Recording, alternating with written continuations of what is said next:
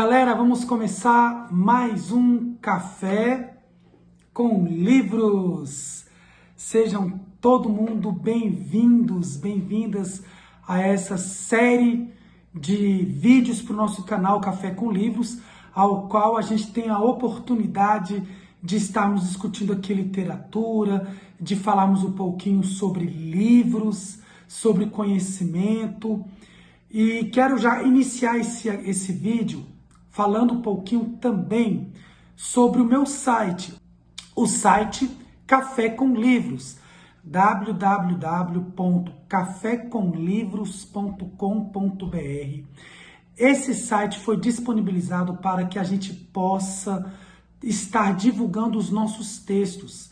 Então, você que de repente é um autor, é uma autora, um escritor, uma escritora, que ainda não teve coragem de dividir, compartilhar aquilo que você produz, que você escreve, envia para mim, envia para nós aqui. Vai ter um campo ao final da tela, colocando seus dados, seu e-mail. De repente, disponibiliza para nós o seu texto com a sua autoria. Se tiver uma imagem, também pode enviar, que estaremos publicando. É uma forma de divulgar, é uma forma de dividir aquilo que a gente também tem escrito, aquilo que a gente tem produzido ao longo desse tempo. É bacana. Então, vou repetir, www.cafecomlivros.com.br é o site que você pode estar entrando e estar compartilhando. Já tem muito texto legal lá, são crônicas, artigos de opinião, poemas. Tem muita coisa bacana, você pode entrar, pode estar acompanhando, pode estar conhecendo e também pode estar aproveitando a oportunidade para, quem sabe, ter esse espaço de divulgação dos seus textos. Falando um pouquinho hoje de leitura e de indicação de livros, sempre com um bom café. Hoje eu quero indicar esse livro aqui que foi muito importante para mim também, um livro de pesquisa, um livro didático, um livro acadêmico, um livro de construção, de ajuda na construção do conhecimento, Universidades e Movimentos Sociais. Ele é um livro que tem tudo a ver com a história da querida Universidade de Brasília, a UNB, e dos seus mais de 50 anos, uma história de uma universidade emancipatória, uma universidade que tem a cara de Brasília, uma universidade de resistência, um espaço político, um espaço pedagógico, um espaço de cultura, de educação, mas também de resistência, de luta. E aqui, nesse livro, nós teremos a oportunidade de conhecermos vários desses momentos históricos. E eu tenho muito carinho especificamente por esse livro aqui, por esse exemplar que não é meu, tá? Eu utilizei também no meu trabalho de dissertação do mestrado lá na UNB, mas é do meu querido professor, a organização é dele, professor Erlando da Silva Rezes. Ele é o organizador desse trabalho, e esse livro inclusive é dele, né, emprestado, eu ainda não devolvi. Então tem aqui professor do PhD, né, pós-doutor da Universidade de Brasília, beleza? Hoje eu quero falar sobre mais uma teoria de aprendizagem. Quero falar sobre a teoria de aprendizagem conhecida como a Gestalt. Gestalt, um termo difícil de tradução, é um termo alemão que surgiu na Alemanha, na Áustria, que significa aí uma tradução próxima, o estudo da forma, da figura. A Gestalt, ela chega aqui no Brasil muito por intermédio das escritas, das contribuições do teórico Max Wertheimer, não sei se eu falei certo, Wertheimer ou Wertheimer, né? Então, Max Wertheimer é um dos grandes responsáveis, um dos grandes teóricos em trazer essa teoria e que chegou aqui no Brasil. Junto com ele também nós tivemos aí o Kafka e o Kohler, que são dois representantes dessa teoria de aprendizagem que nos chega aqui para o nosso conhecimento. Então, o que é a Gestalt? A Gestalt, em princípio, seria essa tradução mais próxima, mais livre, que é o estudo da forma, é o estudo da figura. Segundo as palavras de Barros, 1998, página 73, para os psicólogos gestaulistas, Gestalt ou Gestalt, né? Mas a gente pronuncia, pelo menos eu, Gestalt. Toda percepção é uma Gestalt, um todo, que não pode ser compreendido pela separação em partes. Assim, o todo não é simplesmente a soma das partes. Uma cadeira, por exemplo, é mais que a simples soma de 4 pernas, encosto e assento. Pode notar partes no todo, mas as partes existem em relações definidas, umas com as outras. Se mudarmos as relações, a qualidade do todo mudará completamente. Assim, a percepção que o indivíduo tem em um determinado objeto é um todo, com caráter global. Viram aí a definição de Barros?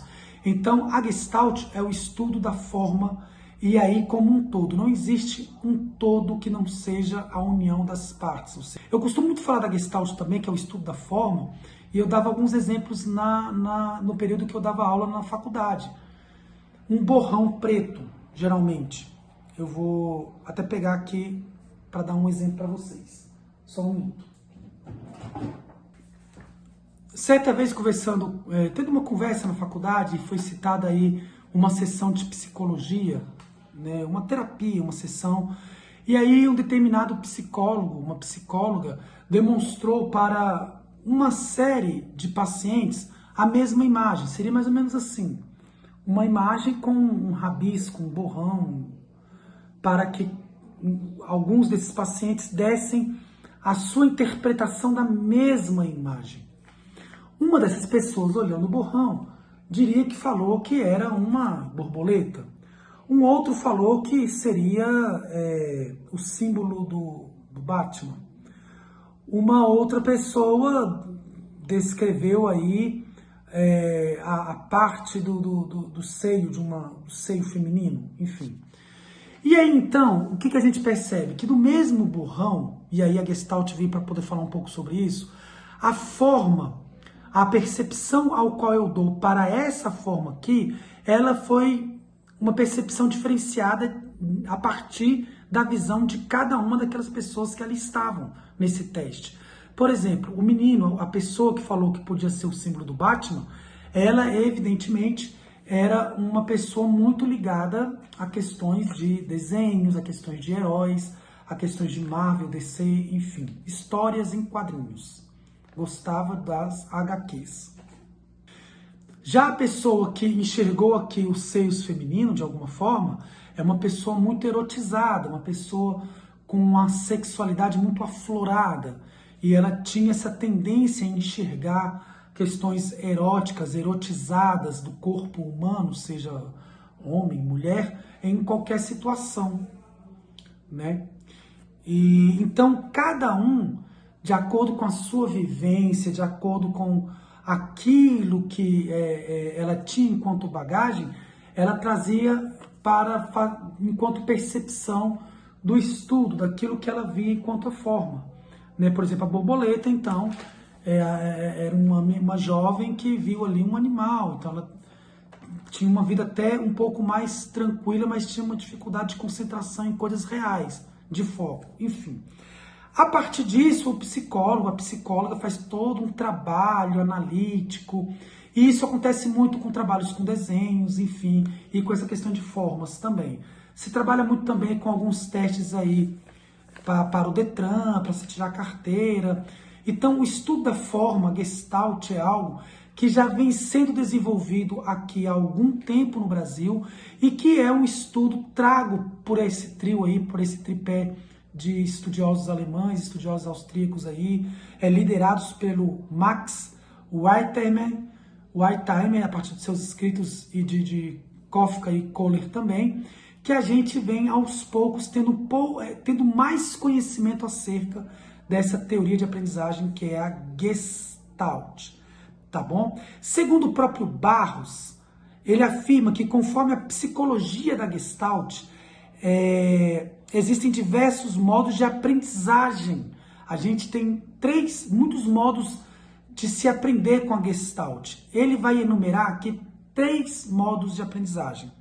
São eles: gradação, diferenciação e a redefinição. Vamos conhecer cada uma delas agora um pouquinho? Vamos começar com a gradação. Um dos modos de perceber coisas consiste em se estabelecer um relacionamento de gradação entre as várias partes da coisa percebida. Aconselha-se o ensino pela apresentação inicial de frases e palavras completas para que haja oportunidade de estabelecimento dessa gradação. Isso é citação do Marcos em 1998, página 75.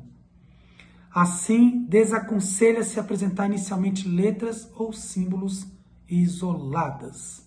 E a segunda, então, que é a diferenciação, que diz Barros, é o processo que realizamos para destacar, dentre as restantes, uma parte do objeto que estamos percebendo.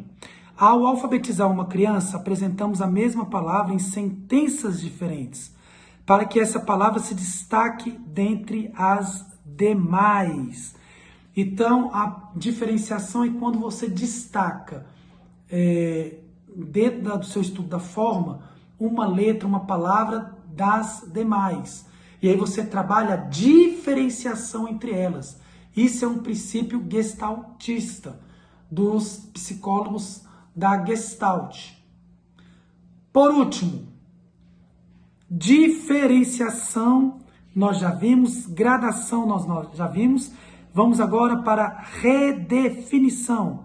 Redefinir significa perceber um estímulo de modo inteiramente novo, conforme a situação total em que ele se apresenta, a posição em relação aos demais estímulos e também de acordo com a natureza dos outros estímulos que compõem a situação em que ele ocorre. Isso é o Barros, 1998, página 78. Por exemplo, ele fala do ponto final. Ponto final aí é o melhor dos exemplos. Por quê? É o ponto. O ponto, ao final de uma frase, aquele ponto ali, ele é o ponto final. Mas ele em cima do i, tem uma redefinição. Ele se torna, então, pingo em cima do i. E aí, então, nós temos a gradação, que é a repetição de figura embasada no aumento ou diminuição constante desse mesmo elemento, né? Então, o aumento, a repetição aumentada ou diminuída dessa figura, que aí vai dando o nome de gradação. E isso na educação, a gradação pode ser como dado um exemplo dela, é você trabalhar palavras inteiras, frases inteiras, com um processo de gradação. Sempre é bom você trabalhar na alfabetização, quer trabalhar determinada palavra, mas trabalha ela num todo, numa frase toda, como um processo de gradação. Não sei se vocês conseguem compreender. Bom, com isso, falamos rapidamente aqui sobre mais uma teoria de aprendizagem, que é a Gestalt. Espero que vocês tenham gostado, que tenham... Continue aí nos seguindo no canal Café com Livros. Eu peço que vocês possam nos ajudar apenas se inscrevendo no canal, compartilhando, repassando e também aproveitar para fazer sempre aqui a propaganda do meu livro. Vou até pegar aqui um Alguém Especial que está à venda pelo site da Estante Virtual. É um romance, é uma novela em 31 capítulos. Estou pensando em escrever um Alguém Especial parte 2. Além desse livro, esse ano eu vou publicar pela Tagore Editora o livro Eclipse Lunar, que já está terminando. Vou publicar também pela editora Ases da Literatura. Mandei o projeto foi aceito. Bacana, fiquei super feliz em saber que o meu livro Dom Carradáliga, o Amante Mascarado, também vai ser publicado esse ano. Tenho outros projetos que quero fazer junto com a Tagore Editora, que vai ser encaminhado. Então, me ajude também, nos ajude, ajude com o site, ajude aí compartilhando o livro, compartilhando conhecimento. Muito obrigado por mais essa parceria. Café com Livros, nos siga nas redes sociais. Eu agradeço muito a oportunidade. Valeu, pessoal!